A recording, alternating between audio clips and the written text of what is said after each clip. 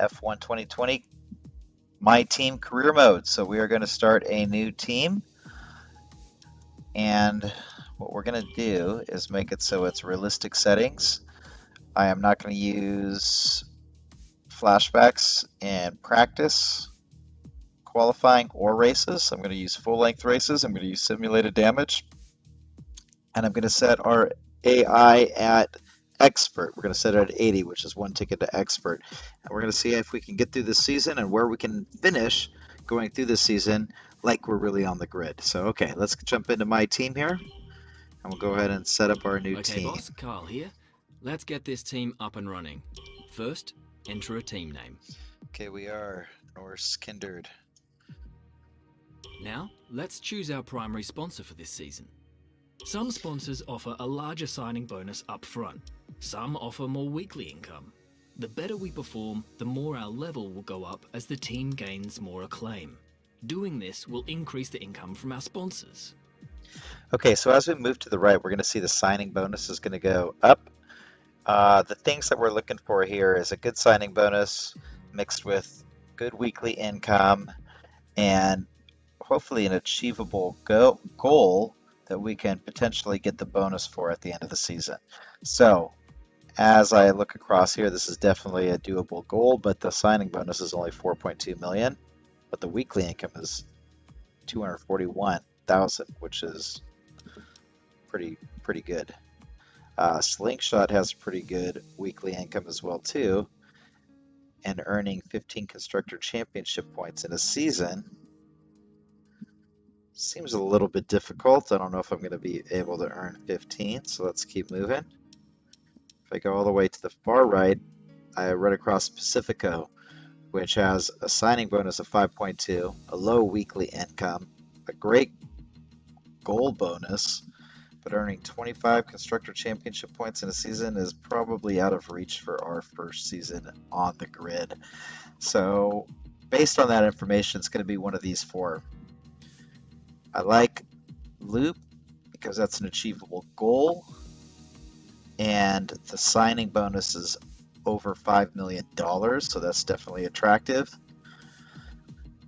But I don't like how low the weekly income is. I think I'd like maybe to go with Distort as the highest out of the four. It's definitely got a nice bonus for the end of the season as well, and all I have to do is finish 8th or better in the Constructors' Championship, which I think is difficult but doable. And they're going to give us $4.7 million as a signing bonus, which is only slightly off of Shark and Loop. And quite frankly, I like the name Shark. I used to play rugby for a team called the Sharks. And earning 5 Constructor Championship points in a season is very doable, I believe. But I don't like the weekly income being so low, so I'm going to go with Distort. Yep. Our chassis won't be going anywhere fast without a power unit, so let's sign one of those now. Okay, Obviously, so going... the better the performance and durability, the better. But be careful about spending all our cash. We're going to have people and facilities to invest in as well. Power unit suppliers will also provide upgrades throughout the season at no extra cost. So I think in this one we're going to have to go with Honda, because as our first season, it's not like I'm competing to win the championship. We're not even going to be in the top 3. So there's no point spending $4.1 million on a fancy Ferrari engine. Sure, the durability is low over here on the Honda end, but for a cost of only $2.3 million, that will leave us a lot of cash to invest in upgrading our headquarters, which we could then progress our car faster. So I'm not even worried about taking a few grid penalties if we have to replace a gearbox, so we're going to stick with Honda. We're not much of a team without a second driver. Let's sign a teammate. Here are the drivers interested in joining our team. Look at their stats and pick someone you think can get us good results, as long as we can afford them. Oh, and we renew contracts every few races, so you'll have plenty of chances to sign someone else should the need arise. All right, so we got Mahavira Raghunathan, and he's a 45. He only costs $750,000, and he has an acclaim of 3. If I move into some of the drivers I'm more familiar with, like Nikita Mazepin, Sean Galil, and Juan Manuel Correa. Here we have gentlemen that would cost us $1 million. And Juan Manuel is, not only is he American, which is great for our team, he has 4 acclaim, and he has a 61 rating, which is far better than his other $2 million cohorts. If we move into the top 3, these ones all go up to 1.5 million. But now I got some guys that are actually racers that I follow, like Callum Ilott. I like Callum Ilott. He's one of my favorites on the grid right now. Jordan King. I don't know who Jordan King is, but I do know who Jack Aiken is, and he's a driver who I enjoy following. And so he gets us a 67 rating, and he has 5 acclaim. Compared to Juan Manuel Correa, who's the $1 million choice, his experience is 32 to 27. His racecraft is 3 points higher. His awareness is 20 points higher. And his pace is 1 point higher. But I think at this point in time, I'm going to save money and go with the hometown fave. And we're going to assign Juan Manuel. Looks like we can afford this power unit supplier and teammate. Go ahead and confirm if you're happy. All right, let's do it. Let's select or edit the livery we'll be running this season. Now we need a badge for our team brand. Last but not least, we need to pick team colours for the rest of our branding. You'll see these colours throughout HQ. Great, that's it. Okay, so now we're getting ready to set up our season. We're going to do a full race schedule of 22 races. We're going to set it up as close to realistic as possible. So we will do full length qualifying.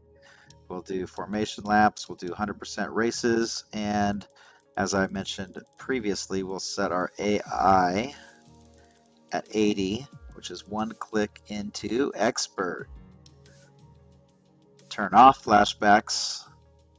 Keep park ferme on. Set vehicle damage to simulation, safety car on, corner cutting stringency strict, manual race starts, and surface and carcass tire temperatures. For our assists, we're going to leave all of these off, but I'm going to make one caveat, and that is for tracks that I'm unfamiliar with, during practice sessions, I will use dynamic racing lines to learn the tracks. So with that being said, let's head back over and start our season. Get to our interview with Will Buxton.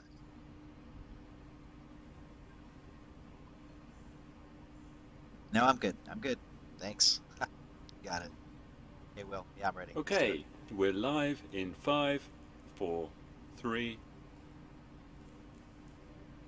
Hello folks, and welcome to the HQ of Formula One's newest team. We've been invited backstage to gain an exclusive insight into what could be one of the most exciting entries in the sport for many years. Now, we've seen a number of new teams enter the sport over the last decade, amongst their number Manor, Caterham, HRT and of course Haas. And while some have proved to be successful, others have morphed into different teams and some have disappeared completely. What marks this team out, though, as being something different is that its owner is also its driver. Now, there's a rich history of that in Formula One too. Sir Jack Brabham, John Surtees, Graham Hill and Bruce McLaren all drove their own cars in the sport, but it has become increasingly rare in recent years. What's very special about this team, though, is that while the team itself is new to Formula One, so too is its driver and owner. Whatever happens this season, you've already made the history books. Tell me, do you feel up to the mammoth task of both managing and driving for a Formula One team? So these questions have a big influence on the way your season's set up. So we have to be thoughtful when we answer them, and I'll take you through what I know about them so far. With this one, I'm not too sure what the consequences are, but I do want to say that I want to build up our claim and make our team feel good about itself and not make it all about me. So I am going to choose the hard work and more to come, but I believe in myself and my team. Every team needs 2 drivers, but what was it that drew you to your teammates? Let's keep everything positive and say that it was about finding the right fit. Juan Manuel understands that we're new, and he appreciates the opportunity we're providing him. No one aims to finish bottom of the table. Who's the team you're aiming to beat? Okay, now this one's a little bit trickier. I thought that this would be kind of making it more difficult for you to achieve your goals if you picked a team that was higher on the grid. But it turns out that that actually buffs your team instead of making it more difficult. So this is really about if you want to buff up to Alfa Romeo or Alfa Tori, or if you want to start down by the bottom, like a team that is just coming into the sport. And in that case, I'd have to pick the team that was last on the grid, which is Williams, and say that we're hoping to have a few contests with them. How are you expecting the car to feel out on track? Okay, so these next three questions are going to get points. Excuse me, they're not going to get points. They're going to get added upgrades done before we start our season in our different departments. So with here, I know that I'm not too worried about durability right now because I don't mind taking some grid penalties so that we can get our headquarters and our car up to speed faster. I know we're going to be behind on aero. I know that we're going to be behind on chassis, and I imagine we'll get some upgrades from Honda because they'll give us some upgrades too. So I'm probably going to spend our upgrade questions, these next three upgrade questions, on power, aero, and chassis. So let's see what we have here. We have chassis this way. We have aero this way, and aero this way. This looks like going into corners is front aero, traction out of corners is rear aero. So I'm going to go with chassis in this particular question. The other teams now have years of experience, both on and off the track. How are you planning to catch up to them? Okay, so we've done chassis. Now I need to do aero or engine. So I could do fuel loads are the key to reducing weight for the car. The efficiency we get out of the power unit will keep weight down. So this is going to be fuel efficiency powertrain. This era has brought a lot of complexity in the power unit, but we found plenty of room to innovate in our ERS system. So this is ERS innovation in the powertrain. Of course, this one is aero, and this one I have no idea what it does. So let's go with our fuel efficiency and weight reduction and efficiency in the power unit and powertrain. Overtaking is a key part of this sport. How have you ensured that your car can take advantage of each opportunity that comes your way? Okay, so we already have chassis, we already have power. I'm going to do an upgrade here in aero. I mean, I could do one in durability just to throw them a bone as we get going. But as I said, I don't worry about taking the grid penalty if something breaks, so this helps keep this would be chassis again. This would be aero. So we're going to go with aero. And finally, which of your new departments are you most proud of?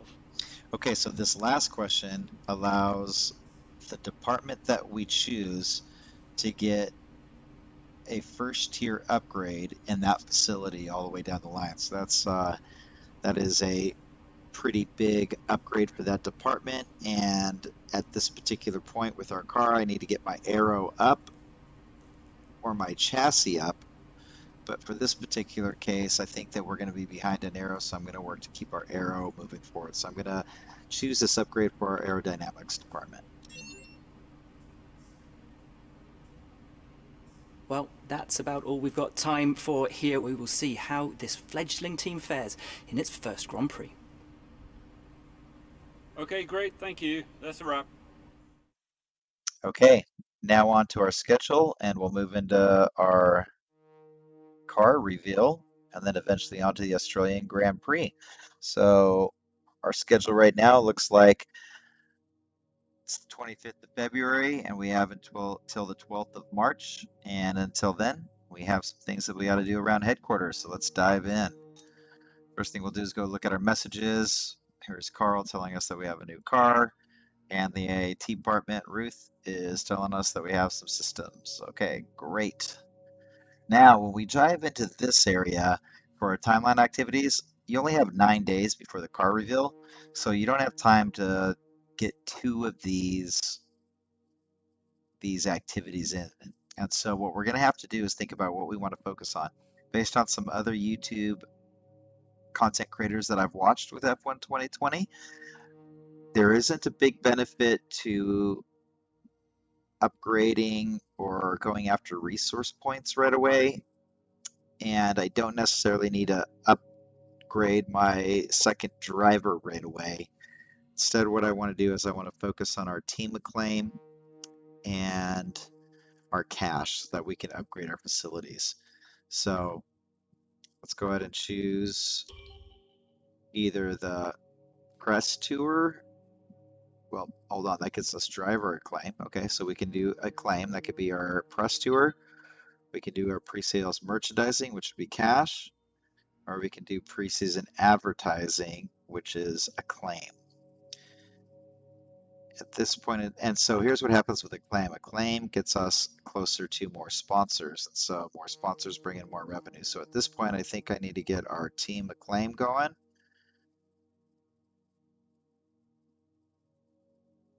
But first we need to raise money. So we're going to go with the merchandising sale.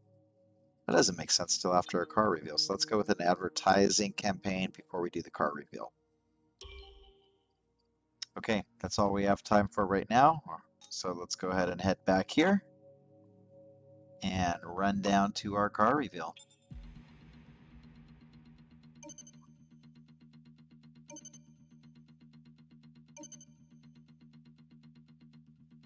Our new parts have been completed without issue. They'll be on the car ready for the next race weekend. Okay, well that was great news. So it looks like we had some upgrades go in, and it looked like one of them was even durability. So let's go across and see what we have here. So we can see our powertrain is ahead of our other performance stats. Our aero is behind, and our durability and chassis are equal, which is surprisingly good news. So so our team, Norse Kindred, has a upgrade in every single one of our departments, which is great. Let's go in and see where we could spend some of these points.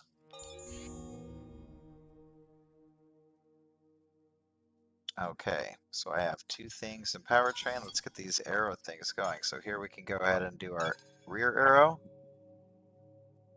And that won't be available until after Bahrain, but let's go and do it. And let's go ahead and do this one, which won't be available until after Bahrain too, but that's okay. Let's get busy on it now. Looks like I missed that opportunity before. And can also see we don't have enough money to upgrade any facilities right now, so we'll go ahead and head back to our overview and let's jump into our car reveal. Let's go.